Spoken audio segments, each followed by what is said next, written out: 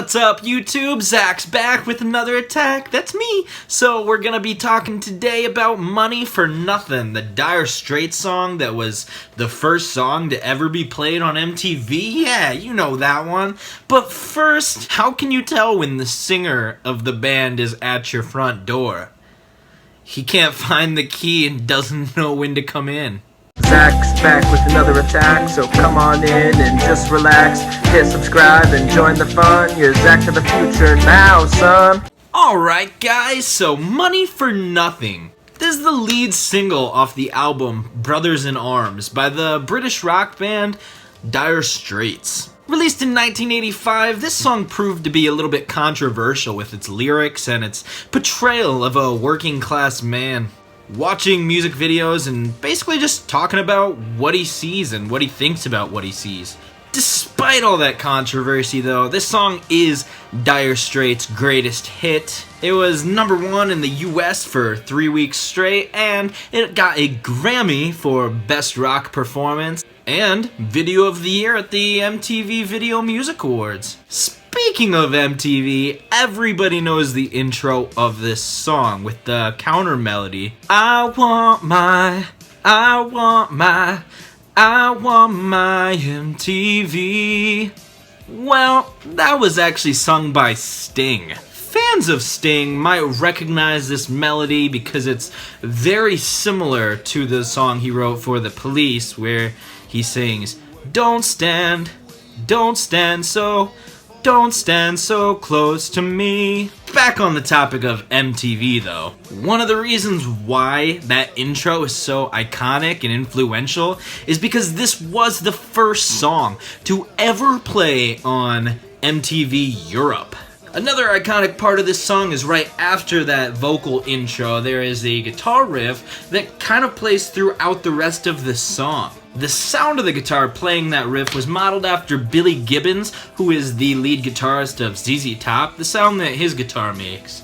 This was mostly because ZZ Top had already had success on America's MTV with their music and the corresponding videos, but when reached out, ZZ Top declined to give any help to Dire Straits for that sound, so they just had to toy with it and try and recreate it on their own. And Billy Gibbons of ZZ Top later said that they actually got pretty close, and was impressed since he didn't help them.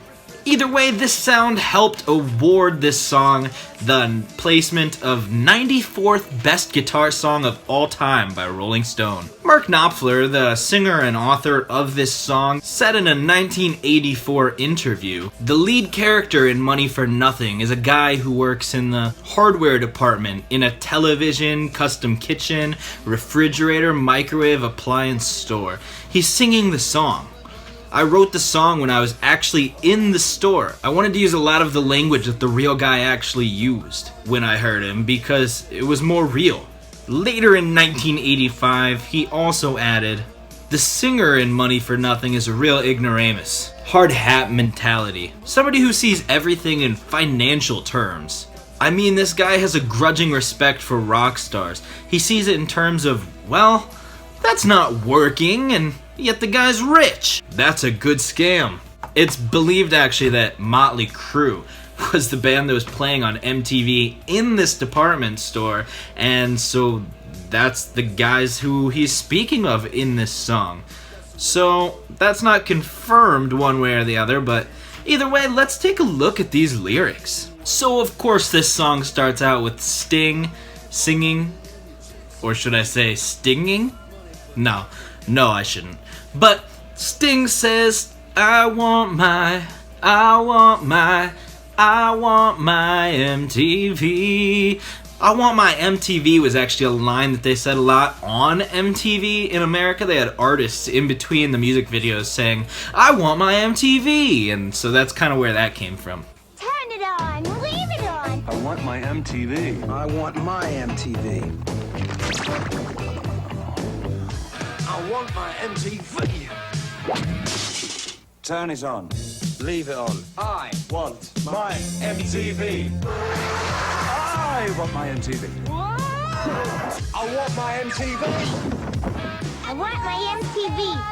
Once Mark Knopfler comes in singing, he says, "Now look at them yo-yos. That's the way you do it. You play the guitar on the MTV. That ain't working. That's the way you do it. Money for nothing and the chicks for free." So it starts off right off the bat telling you that this guy thinks that playing guitar on MTV isn't a real job. That's not working. And he says that you're making money for doing nothing and you're getting chicks for free. He keeps saying, "Now that ain't nothing. That's the way you do it." So I think he does have a bit of respect for them, even though he doesn't necessarily agree with what's going on. Let me tell ya, them guys ain't dumb. Maybe get a blister on your little finger. Maybe get a blister on your thumb. We got to install microwave ovens. So now the song is talking about the actual singer who is in the department store saying, "We got to install microwave ovens, custom kitchen deliveries. We gotta move these refrigerators. We gotta move them color TVs." So that's all good and dandy. I mean, he's saying that these guys are doing nothing on MTV, making a ton of money, getting girls for not doing anything, and he's stuck here moving TVs and fridges and trying to make a living honestly, he feels. Here's where the lyrics get a little bit controversial, though. He changed these to say Queenie. Originally, I'll say it right here, he said faggot, but I'm not going to say that over and over again, so I will say Queenie, which is what he changed it to later. After all this controversy, he started saying that to offend less people. Even though in the context of the song, it's not supposed to be offensive because it's the guy singing the song who's saying that, not Mark Knopfler himself. But we'll continue. "See that little Queenie with the earring and the makeup? Yeah, buddy, that's his own hair. That little Queenie got his own jet airplane. That little Queenie, he's a millionaire." So he's just a little jealous here, it sounds like. He's really feeling like he's working hard and still barely making it by, whereas these people on MTV got jet airplanes, they're millionaires, they're getting chicks for free, and he's being a little offensive. But, you know, when you're jealous of people, you tend to act like that, so... And then, of course, he goes back to, "We got to install microwave ovens, custom kitchen deliveries. We got to move these refrigerators. We got to move these color TVs." And that chorus repeats before we go into the next verse where he says, "I should have learned to play the guitar. I should have learned to play them drums. Look at that mama. She got it sticking in the camera, man." I think he's talking about her, bristises there.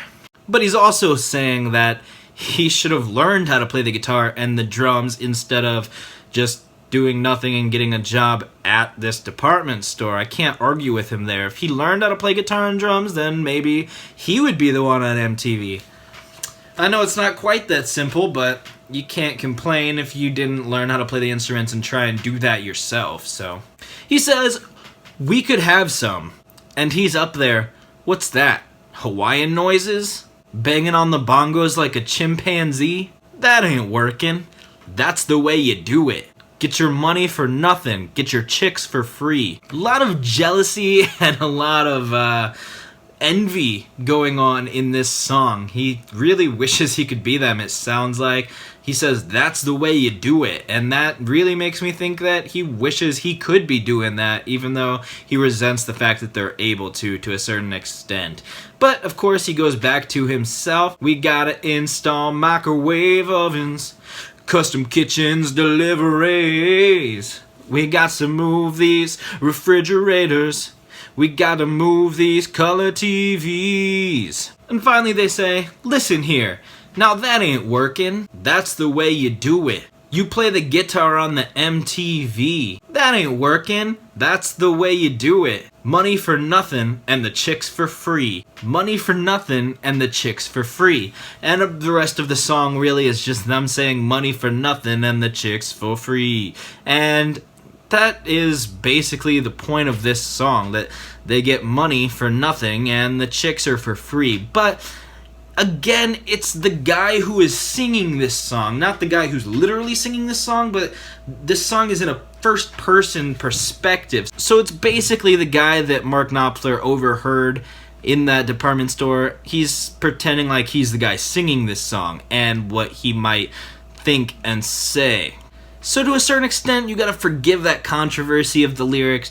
You have to see it from that point of view. It's still a great song. The music is amazing. The video is a little weird, but still awesome. I don't know if it holds up as well as some other things, but it's definitely an iconic song. If you haven't heard it, make sure that you go check it out. And at the end of the day, I think that they're really making money for a lot, not money for nothing, because they did learn how to play the guitar, they learned how to play the drums, they worked their butts off with promoting probably, they got discovered, they made it onto MTV. It's kind of an ironic song because Mark Knopfler wrote it from the perspective of this guy he overheard, but at the same time, they became on MTV and became this big rock band that lived up to this song from the opposite end. So that's a little ironic if you ask me, but anyways guys, I don't want to hold you up any longer. I'm Zach, don't you do crack, and I will catch you in the future. Thanks for watching guys, I really appreciate it. There's another great video for you right here. You can click here to subscribe, and then you won't miss any of my content. I strive to make content for you constantly that helps you smile every day through optimism and comedy. So make sure you subscribe, watch my stuff, and I'll catch you in the next one.